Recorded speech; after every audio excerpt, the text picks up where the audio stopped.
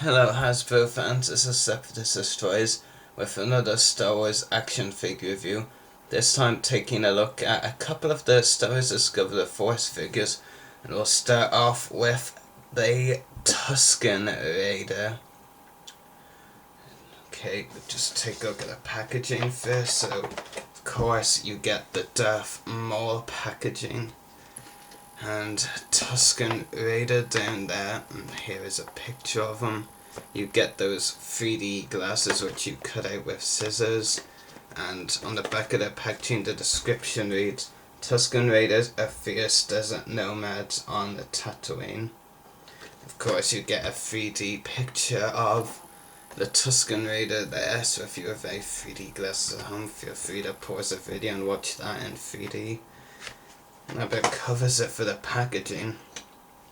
Now before I talk about all the details and aspects of this figure, I have to mention it is actually a straight repack, except for the card, dice and stand and all. It was released in 2009. I'm actually not sure in which line exactly, because I was really focusing on non-Clone Wars lines back then.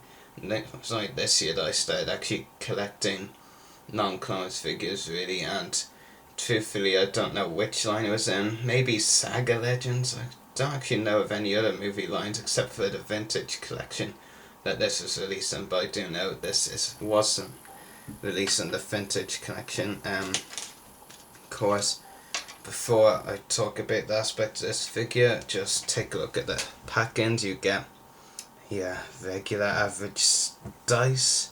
Let's call it a stand actually.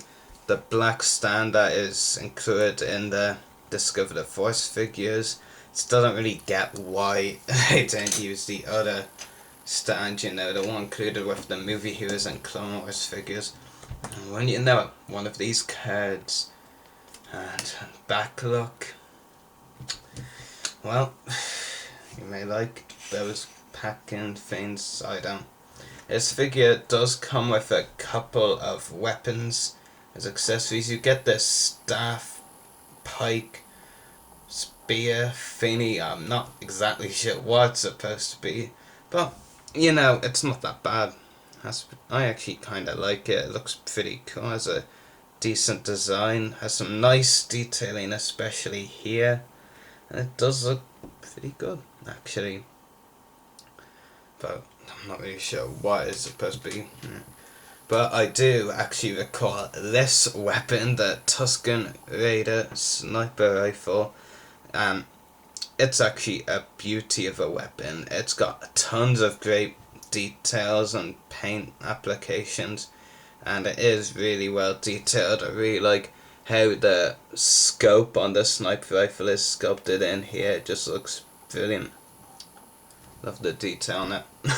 The only complaint I really have with it is I'm not sure how to fit into this figure, but yeah. As for the figure itself, it is very well detailed, and I have to say about the leather or cloak or soft goods cloak, really, I'm not really bothered what it's called.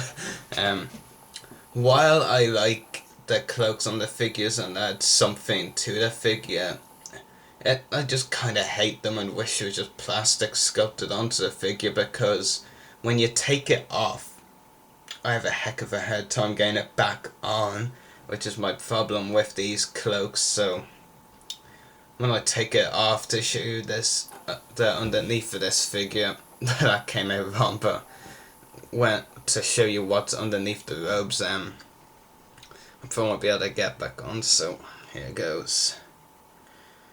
Okay, be a nice figure, take it off. So yeah, it does have nice detailing underneath, does look pretty good. I like how the soft goods skirt, or whatever you want to call it, here doesn't come off so easily. But yeah, it does have some nice detailing. I especially like all the pouches, I guess you could call these, around here.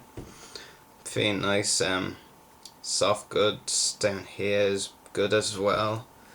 Yeah, back of the figure, nothing really too special, but I have to say I really like the head sculpt. I'll actually take it off, I know that sounds brutal, and give you a better look at the head. Okay, It does look really good, very Tusken Raider like. And actually, before I bought this figure, I did not have a male Tusken Raider. Unless you count the child Tusken Raider, that's a male, but you know what I mean. I haven't got a male adult one. I did get the female and child 2-pack or something, I think it was.